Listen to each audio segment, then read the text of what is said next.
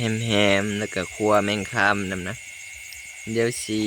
ตำหุงนี่นะจังหน่อยนี่กินตอนสีไผเห็ดเพิ่นบาดนี้จอมนี่ในข้าวมันเลยนี่นะนี่เห็นบ่นี่นี่อยู่หัวยี่ห้องกับมันไปสรุปอยู่เที่ยงเลยนะทุกคนนี่ผลงานเบามุกได้เนี่ยหลายอยู่นะทุกคนนี่ประมาณ2-3 กิโลไปละประมาณนี้แหละ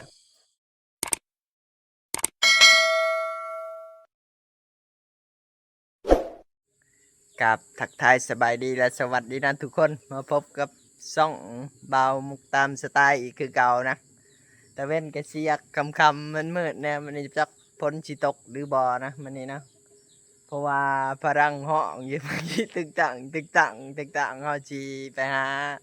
ใส่เบ็ดกบนะมันนี่นะเพราะว่านี่เขาใส่แล้วนะทุกคนนะบ่ได้ถ่ายให้ทุกคนเบิ่งซ้ำนะเพราะว่าเขาใส่ได้ประมาณกิโลกว่าพุ่นแหละถือว่ามันอยู่เขาสิไปใส่อีกรอบ2เนี่ยว่าสิมันหรือบ่นี่สิทาให้พ่อแม่พี่น้องในหลุนหรือบ่นะทุกคนนะเพราะว่าช่วงนี้ก็สิได้ถึงฤดูเกี่ยวข้าวแล้วนะทุกคนเพราะว่าเขามันสุกมาแล้วนะเขาเบามุกก็สุกกันอีกประมาณ3-4 มื้อนี่ก็สิได้เกี่ยวนะทุกคนนะเพราะว่ามันเรื่องจนมันสิกอยแล้วเขาอะนะอ่ะวันนี้อุปกรณ์ก็งก็เตรียมพร้อมแล้วนะทุกคนนี่นอนคักอะไรนี่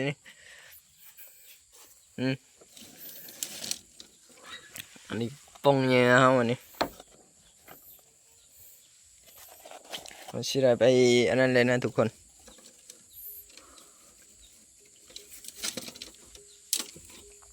เก็บเอาเบ็ดก่อนบัน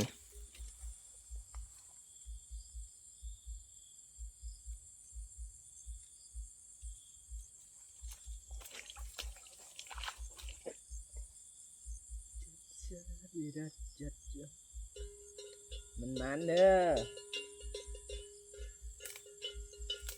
ตอนนี้เราก็ได้ใส่ได้หลายเติมนะทุกคน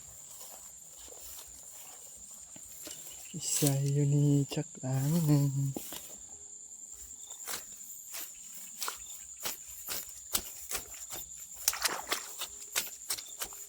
อยู่แถวไฮหน้านี่มันสิมีตะกบใหญ่ๆนะ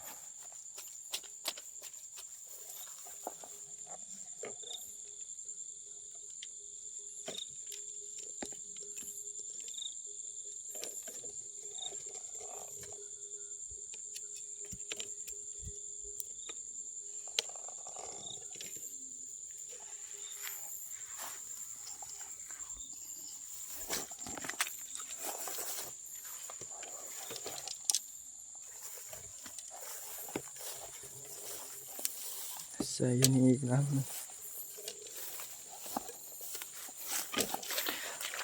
เขากัดทองหมดแล้วข้าวหน้าก็บอกว่าได้เป็นไปได้ในปีนี้นะแต่แถวเป็นนี่แถวเขตให้น้องนี่เป็นเพราะว่าตะกี้ตะกอนนะมีตะกอนใหญ่ๆอันนี้มันบ่ค่อยเป็นปีนี้นะ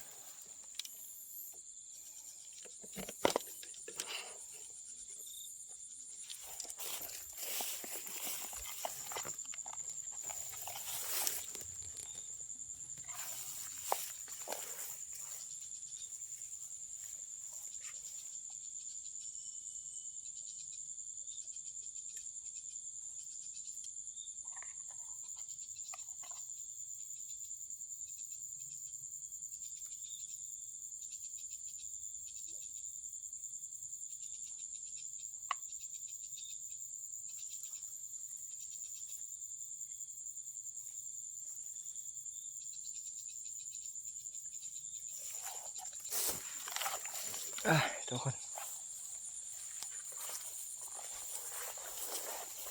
เบื้องนั้นสุกและเขานี่คุณนะเพราะว่าอีก3-4 มื้อนี่ว่าสิได้เกี่ยวเขาแล้วนะทุกคนเพราะว่าเขามันสุกเลยเบื้องสุกแล้วก็เบื้องย่างเคี้ยวอยู่ก็มีนะเบื้องข้างนี่มันสิเป็นเขาคนละสายพันธุ์บูว่า เป็นสายพันธุ์ยังเอาก็บูนะ แต่ว่าตัวนี้มันสุกแล้วนี่ตัวนี้นะสุกแล้วมันสีเหลืองเลยอยู่ว่าแต่เหลืองเลยทุกคนเอ้ยมันสีกอยหมดแล้วนี่นะ มีแต่หญ้าขึ้นพุ่นโอ้สิได้จักกระสอบดีเขาหน้าบ่าวมุกปีนี้นี่สิพ่อกุมลูกกุมเมียอยู่บ่นี่ทุกคนเอ้ยนี่สุกแล้วนี่สิได้เกี่ยวแล้วตัวนี้นี่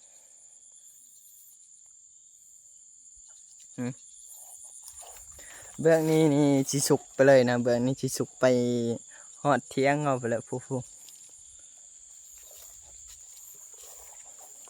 เบื้องนี้ก็สีเขียวไปทางของหัวอยู่พุ่นนะสีเขียวข้างนี้คือสีเขียวไปพุ่นกับสีสุกแน่นะเพราะว่าเขาคนละแนวอ่ะบัดนี้ก็สิได้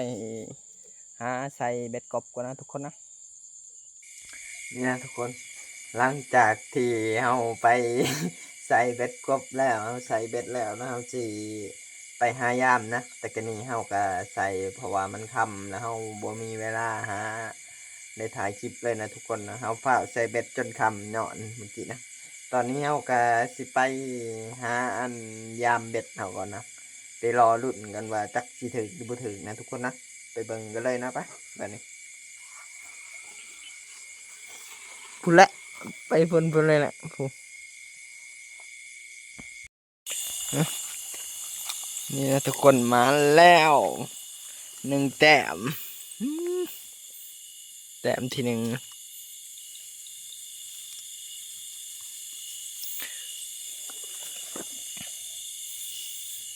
ได้แล้วแต้มที่ 1ทุกคนเอ้ยบาดนี้มันโหลดเข้าไปก็พอจัง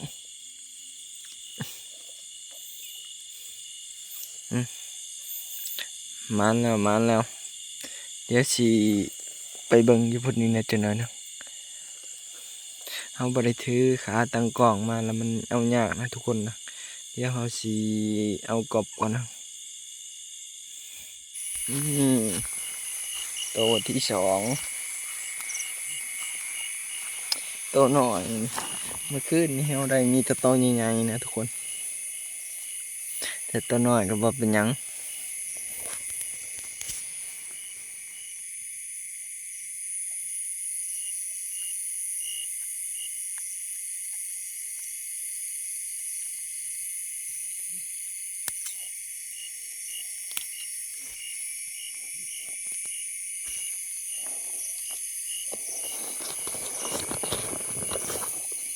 2 แต้มนะแต้มที่ 2แล้วอยู่ว่าได้เมื่อคืนนี้เราได้เมื่อคืนนี้ให้กลางคืนเราได้ประมาณ7-8 โตนะตอนเช้ามันขนาดถ้าเราไปกันรอบที่ 2นะสิได้หลาย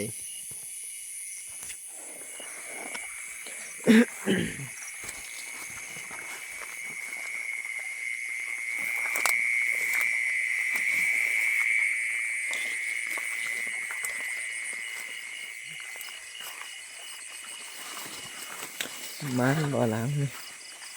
โอ้ยบูดเนี่ยทุกคนมาบ่ทัน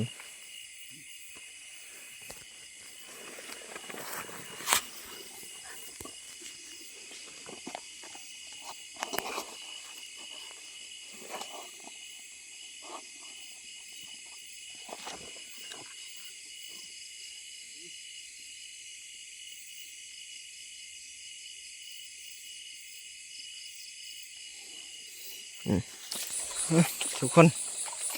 มานี่แหละแต้มที่ 3บางที่ก็โตยังบ่ทันกินนำก็มีนะทุกคนนะเอ้ย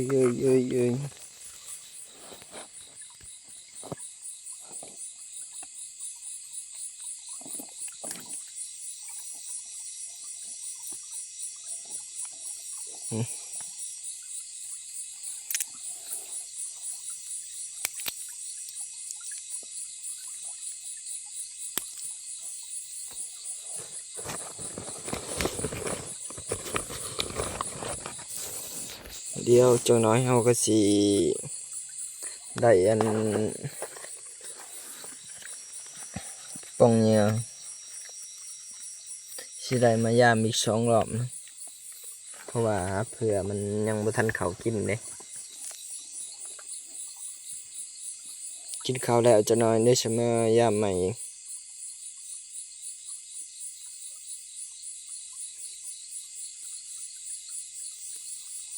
ไปทุกคน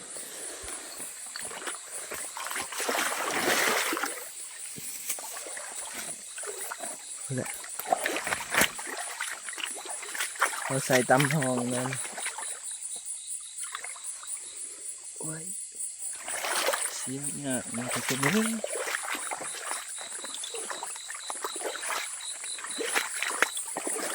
โอ้ยล้างมือบ่ถูกเอาไปเบิ่งอีกล้างต่อไปนะบ้านนี้มาหนึ่งแล้วบ่บาดสิเขาล้างสุดท้ายสุด4 โตพ่อแม่พี่น้องเอ้ย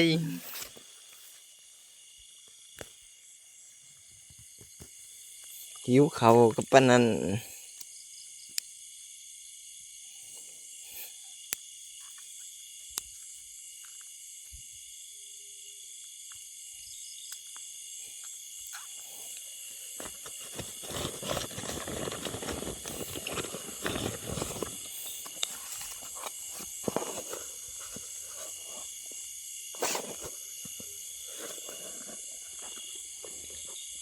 ใส่เดือนนะ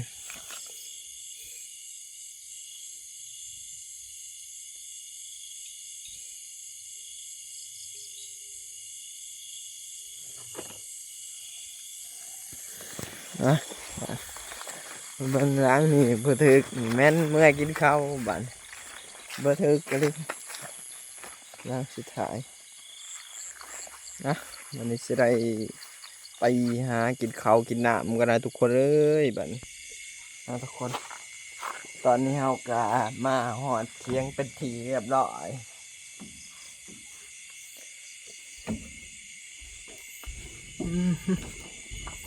สิมาเบิ่งกบเฮาได้ปาดนี่เห็นบ่ผลงานเบามุกตามสไตล์เพิ่นมีแต่โตใหญ่ๆเลยอันนี้บ่ได้แม่นกบเลี้ยงนะกบธรรมชาติเลยนะทุกคน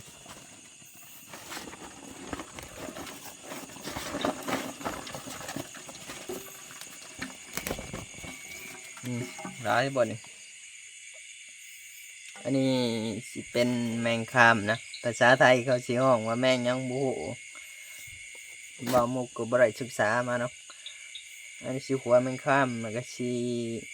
ปิ้งกบกินน้ำนะทุกคนนะหิวเขาแล้ว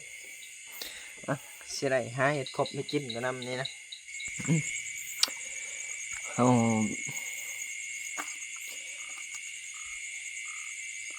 บ่หมกได้อันลอกหนังมาแล้วนะทุกคนนะเพราะว่ากบยำนี่มันสิเป็นน้ำมันนะตัวสีเหลืองๆอันนี้มันสิเป็นน้ำมันมันนะเพราะว่ายำนี่มันแล้วพอถึงเงินฮอดฤดูมันนะทุกคนยำเกี่ยวเขาแล้วมันสิมันเลยปิ่งแฮมบาน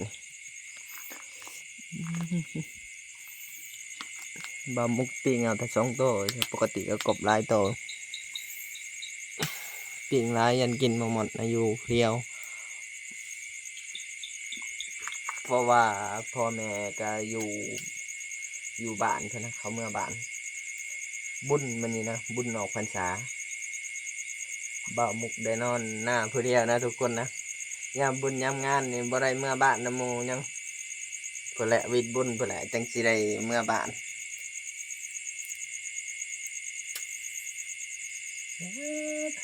เป็นน้ำมันไข่เดี๋ยวเขาสีปะไว้เดี๋ยวเขาสีพริกอีกเบื้องนั้นนะจังหน่อยกันนะทุกคนปิ่งกบดึกเนี่ยปิ่งกบแบบแฮมเลยทุกคนเอ้ยบ้าน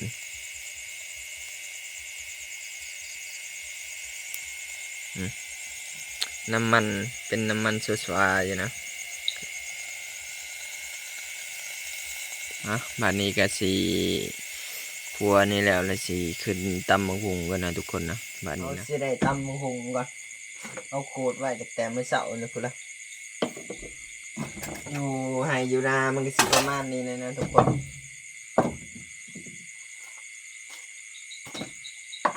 ใส่เกลือลงไปเล็กน้อย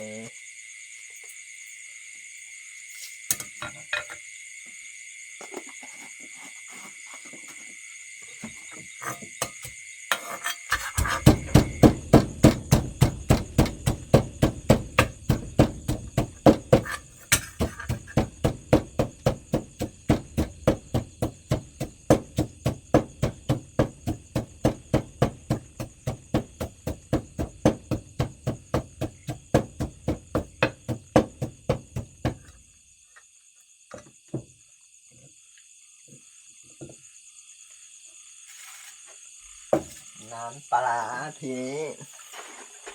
ขาดบ่ไรคือปลาแดกพ่อแม่พี่น้องเอ้ย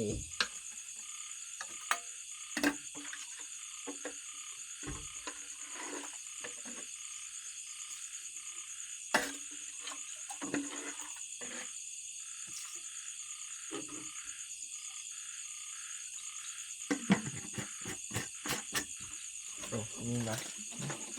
มาถึงเฮาอีกนั่นสิแกะใช่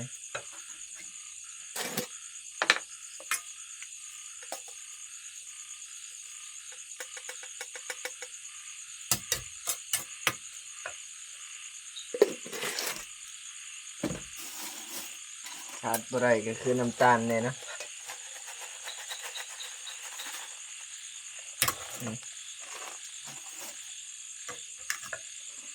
เราสิได้แกะมากระเทียมใส่ก่อนนะทุกคนนะ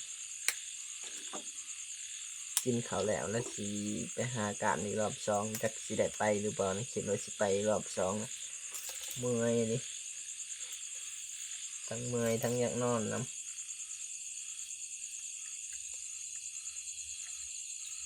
ไปรอบแรกนะมันไม่อยากถือไปขี้ขาดเลยทุกคนนะ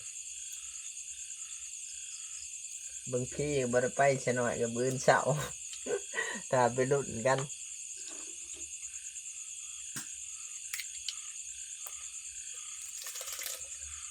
เราสิได้ใส่มากระทินนะพอมันเป็นพิธีรสชาติมันนะ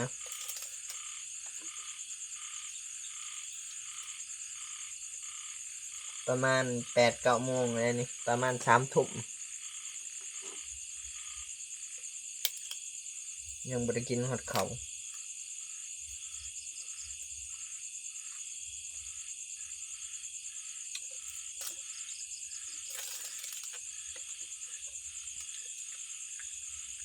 สิตำมังคุงไหวทาปีนกบกำลังสุกทุกคนเลย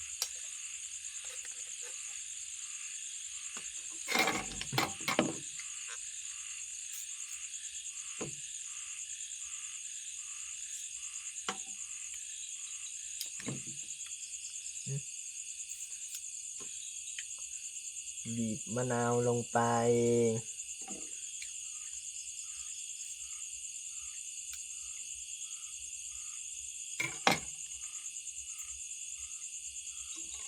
แล้วก็เอาหมากละกอลงไป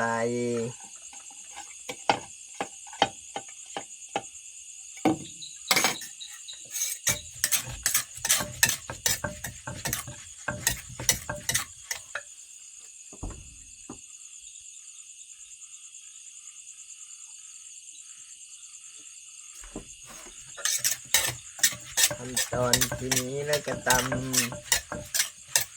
มะฮุงสุกนะ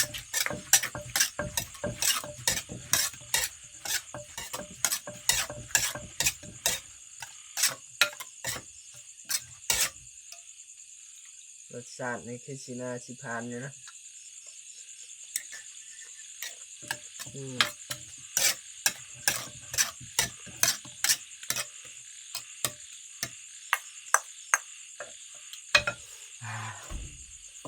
เผ็ด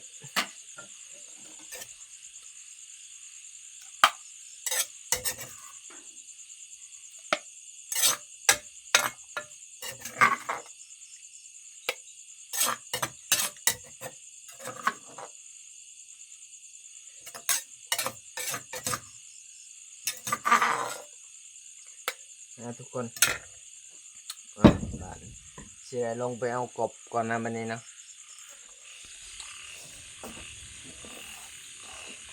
มาทุกคนกินข้าวตรงกันได้นี่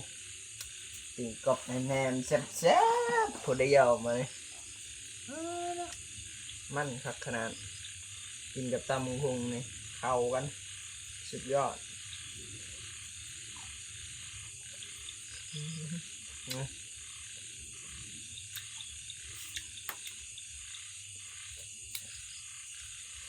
นี่แหละอาหารบ้านนอกบ้านหน้าเราทุกคนเอ้ย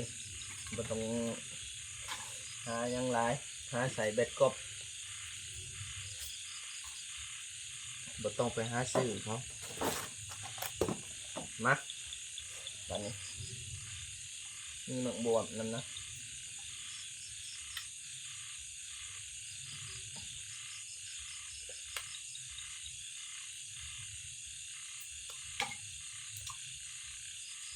มาเด้อทุกคนกินข้าวกันเด้อเนาะ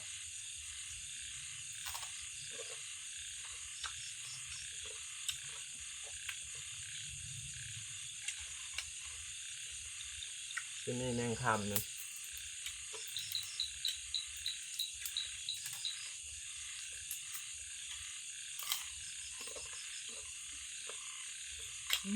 แซ่บขนาด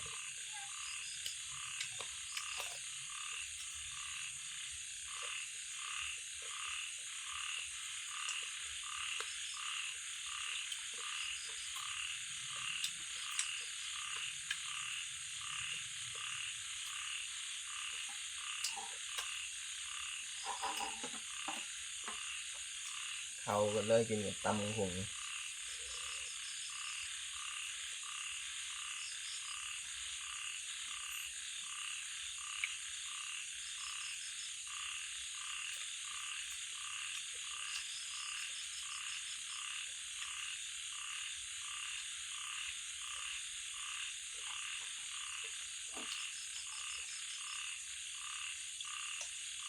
เอาละทุกคนวันนี้ก็จะขออนุญาตกินข้าวกันนะคน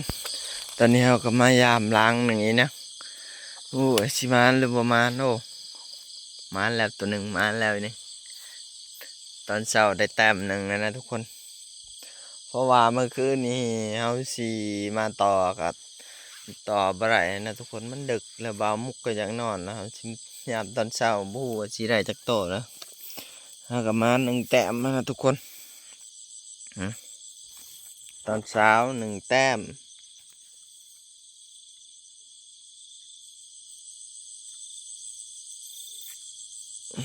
นี่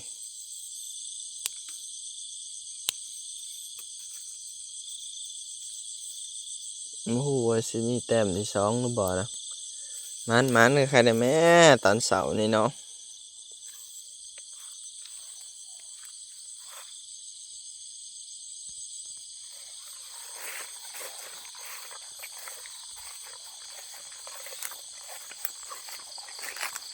นี่โตมาไงหนึ่งปรับมา10 บาทนี่อ่ะอ่ะอ่ะอ่ะอ่ะมาแล้วผมแม่พี่น้องเอ้ยบาทนี่โอ้ตัวเขาจนยังหมุนนะทุกคนก็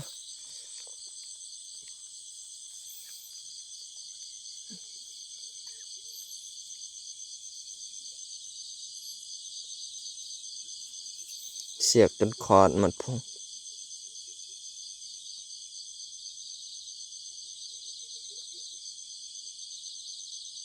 ให้สิปล่อยให้เสียกงานก่อนนะทุกคนนะตอนเช้าน้ำมันแล้ว2 แต้มเมื่อคืนนี้มีแต่ต้นหน่อยๆนึงว้าจังหวะนะไปรอรุ่นเงินไปไว้สิได้บ่อตัวใหญ่นี่นะทุกคน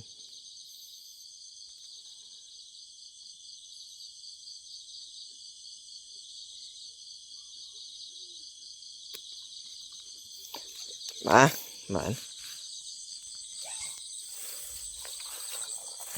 แล้วแต้มที่สองให้เดียวอันนี้ก็จะเป็นบรรยากาศตอนเช้าๆนะประมาณ5 โมงกว่าๆนี่แหละ ล้างหนึ่งเขาใช้นี่จะกี่ถึงบ่เอาเอาเอาเอานี่ไปเห็ดเพิ่นบาดนี้ฮะมันอีกแล้วบาดนี้แต้มที่3แล้วพ่อแม่พี่น้องเอ้ย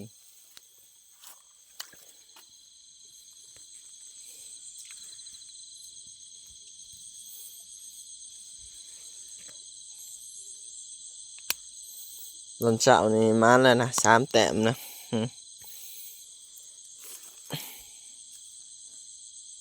ตอนคืนเราบริพยายามรอบสองมันโหลดลายน้ำก็มีทุกคนเลย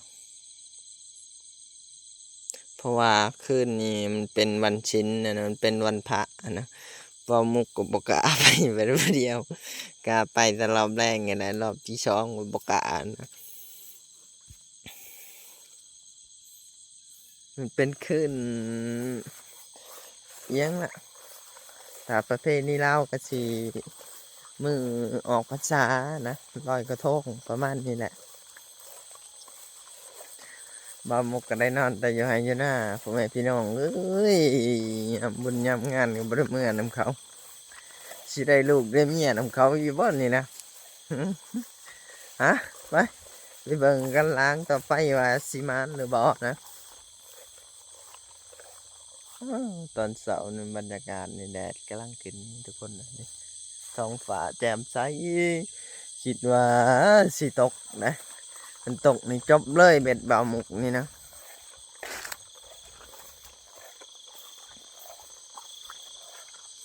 เฮ้ยอยู่นี้บ่ได้ใส่แถวทงหน้านี่ก็พอถึกอยู่นะมันรุ่นมาล้างนี่สิถึกหรือบ่ปับโอ้ยหลุดสิฉ่ำ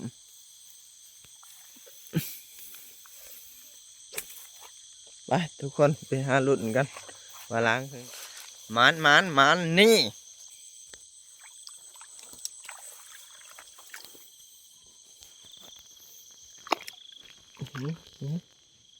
โอ้ถือว่ามันดูทุกคนเอ้ยตอนเช้านี่ครับ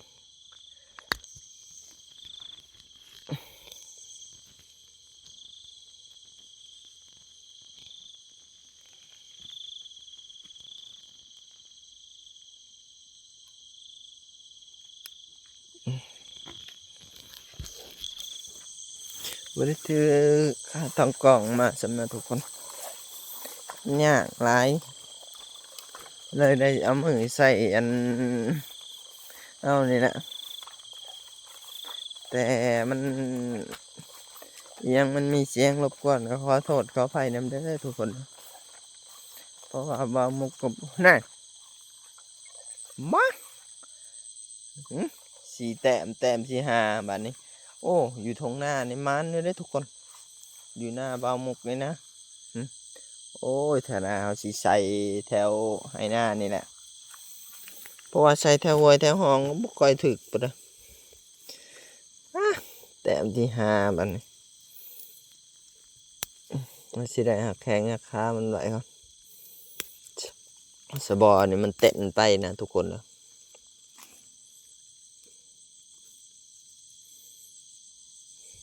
โอ้ตอนเสาร์นี่ถือว่าพอสมควรอยู่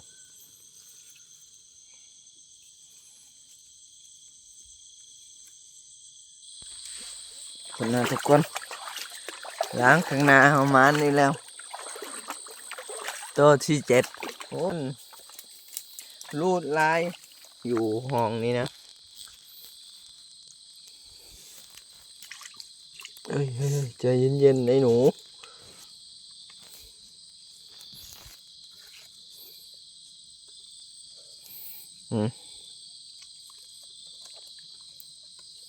หมันตัวที่7แล้วนะ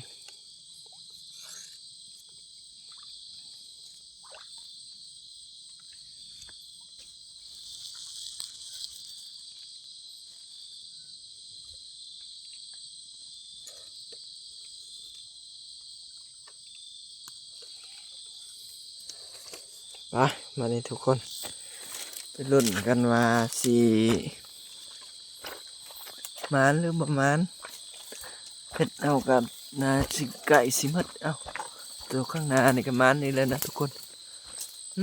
บาทนี่เห็นบ่ตัวที่8แล้วทีนี้ถือว่ามื่อนี้ก็บ่ผิดหวังปานใดนะ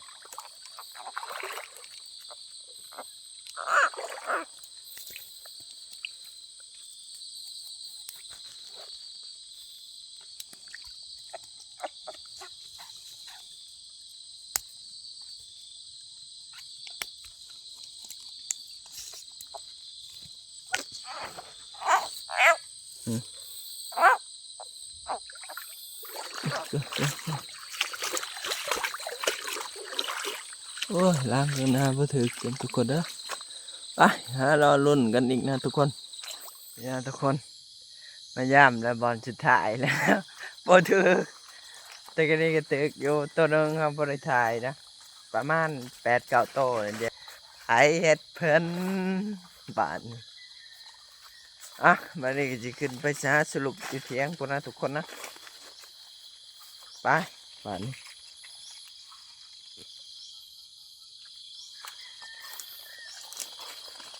ย่างขึ้นไปเลยนั่นแหละสีหอดเทียงแล้วนะทุกคนโอ้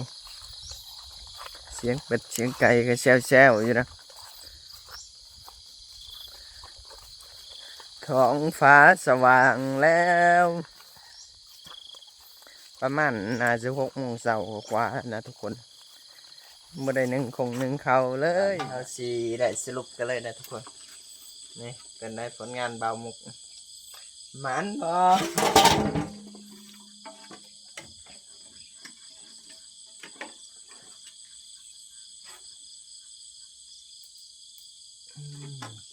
ที่ว่าตอนเช้านี่มันอยู่นะทุกคนตอนกลางคืนมันจีบก่อยมันไปเลยบางทีกับมันกินหอมดึกบางทีกับมันกินแต่หัวแรงประมาณนี้แหละ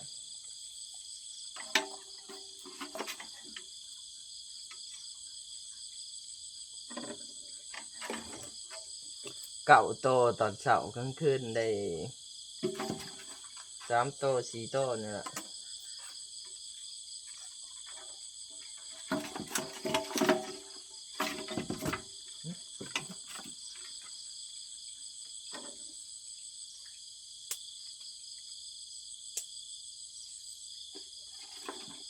ทุกคน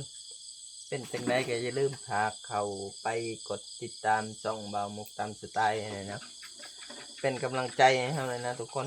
บางทีก็บอกขอได้เฮ็ดคลิปไปเลยนะช่วงนี้จำเป็นยังสิว่ามันก็บอกคอยว่างไปนะอันนี้ก็ไก่สีเกี่ยวเขาแล้วนะทุกคนนะจากที่เราเอาจากเป็ดออกแล้วพนนี่นะถือว่าได้หลายเติบ บาดนี้บ่าวมุกกะสีได้ไปหา1 ข้าว 1 น้ำนะอาจสิบ่ได้เฮ็ดกบไปกินในพ่อแม่พี่น้องเบิ่งแล้วเมื่อคืนนี้เฮ็ดกบไปกินในพ่อแม่พี่น้องเบิ่งนะทุกคนนะเป็นจังไดก็อย่าลืมฝากเข้าไปกดติดตามช่องบ่าวมุกตามสไตล์นี่นะทุกคนนะเป็นกำลังใจให้บ่าวมุกเลยนะสำหรับคลิปนี้วิดีโอนี่ก็สิได้จบเพียงเท่านี้นะพ่อแม่พี่น้องเอ้ยบัดนี้ก็สิได้หาเกี่ยวข้าวเกี่ยวน้ำแหละบัดนี้ครับอีก2 มื้อ 3 มื้อก็ประมาณนี้แหละเขาก็สุกแล้วนะทุกคนเอ้ยนี่เบิ่งนี่ข้าวอันให้ไก่เทียงเบามุกนี่นะทุกคนเหลืองแล้วจนชิกอยแล้วนะทุกคนเอ้ยนี่นะจบคลิปซ้ำนี่นะทุกคนบ๊ายบายบาดนี้